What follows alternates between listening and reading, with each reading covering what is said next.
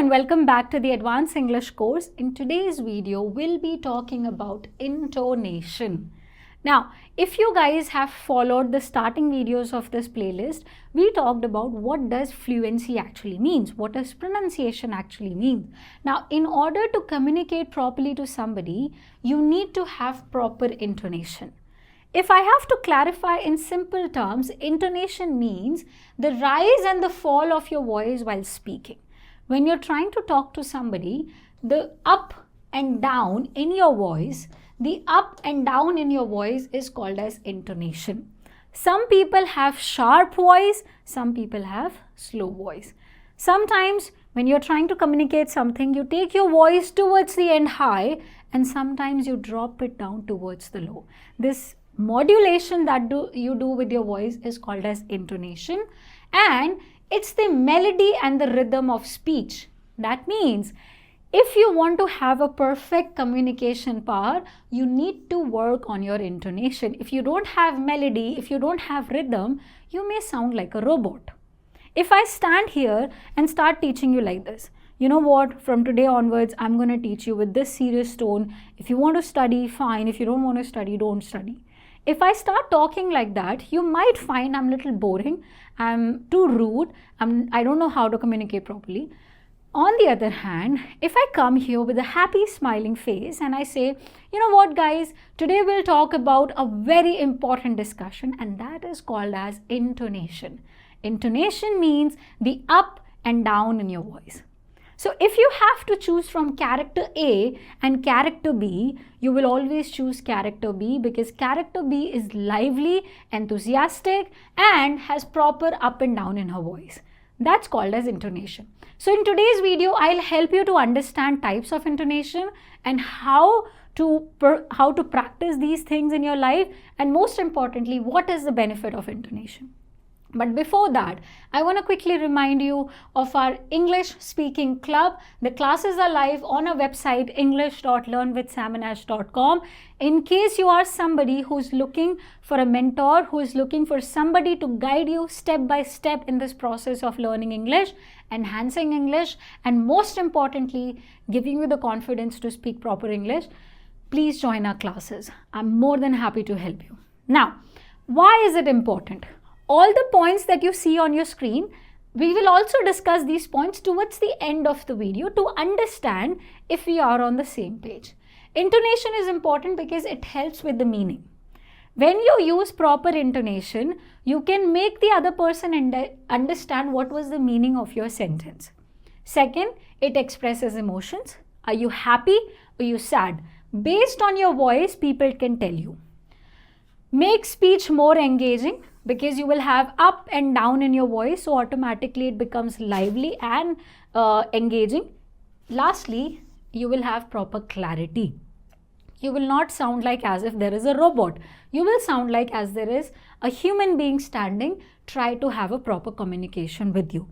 Now, whatever I discussed right now, once I teach you the whole process, I'll talk about these points later. Let's understand types of intonation. The first intonation is called as rising intonation. Rising intonation, that means arrow goes up. When asking yes and no questions, please understand, rising intonation can only be used in certain cases. The first case is when you are asking yes and no questions. There you will have rising intonation. Now, your pitch goes up at the end of the sentence. So let's say there is a sentence. If there is a sentence in front of you, the first 3 words or 4 words, whatever are there, you will go from bottom and towards the end you will go up. This is called as rising intonation. That means towards the end of the sentence, your pitch will go up, your voice will go up. That is called as rising intonation. Usually, rising intonation is used when you're asking yes and no questions or showing uncertainty. When you are not sure about something, you use rising intonation. Examples, are you coming to the party? So towards the end, you will raise your voice. Are you coming to the party? This will go normal, and towards the end, you will raise your voice. Are you coming to the party? You are expecting a reply. Is it going to rain tomorrow? Is it going to rain tomorrow? Do you want to go to the movies? Do you want to go to the movies? So generally towards the end of the sentence, you will raise your voice. That is called as rising intonation, because you're asking about yes and no questions. You're asking about yes and no question, or you are asking about something you are not certain about. Let me repeat it. Are you coming to the party? Is it going to rain tomorrow? Do you want to go to the movies? Generally, these kind of sentences will use rising intonation. You have to notice that your voice goes up at the end of the question. It sounds like you are expecting a reply. These are two things that you have to notice when people are using rising intonation. Next, we have falling intonation. Falling intonation, whenever you are giving statements, you are making commands, or you are asking WH questions. Those were yes and no questions. These are WH questions. For example, what is your name? Or if you're making commands, I'll sleep now. Or if you're making simple statements. In these cases, you use falling intonation. In falling intonation, towards the end, your voice will fall. Earlier when I was saying, is it going to rain tomorrow? It was going up. But in this case, I'm going to the store. She lives in India. I need to finish my homework. What is your name?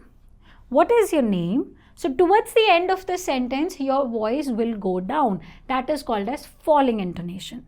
Let me repeat. I'm going to the store. She lives in India. I need to finish my homework.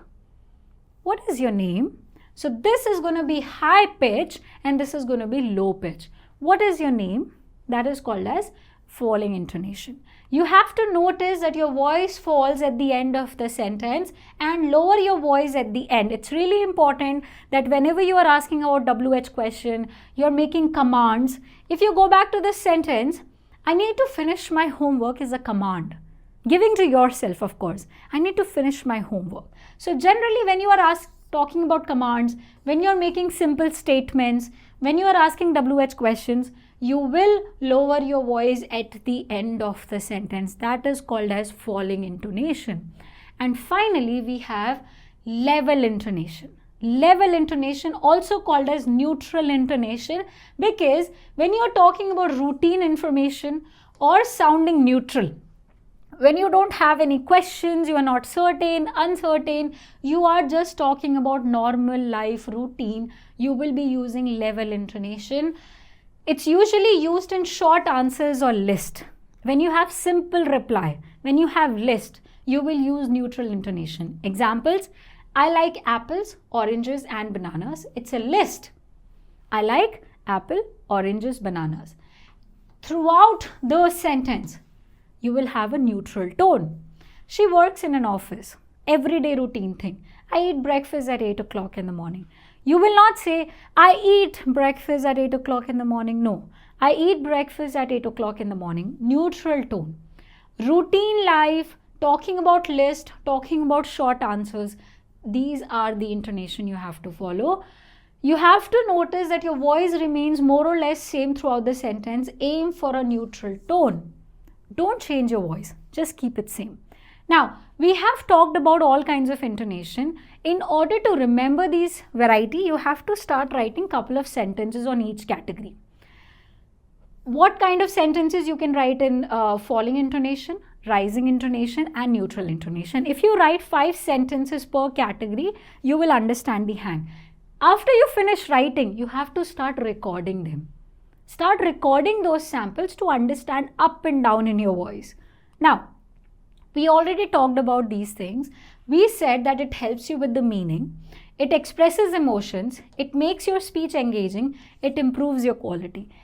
That is why you should be working on your intonation, because these are the benefits of them. And finally, how to work on your intonation? There are 4 steps that you can follow. The first procedure is listen and imitate.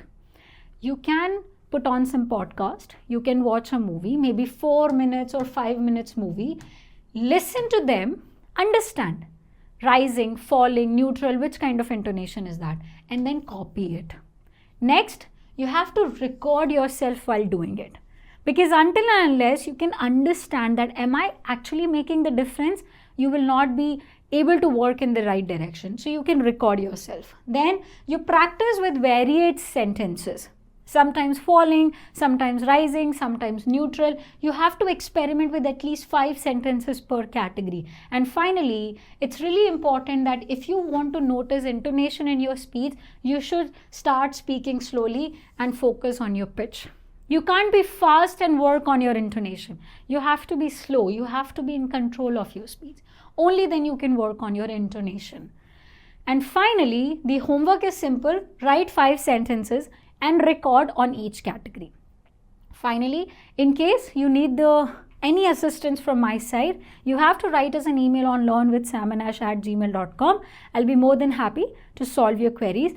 Importantly, leave a comment for me to read so that I can interact with you. It's really important for me to interact with you. I'll see you in the next video. Till then, enjoy yourself.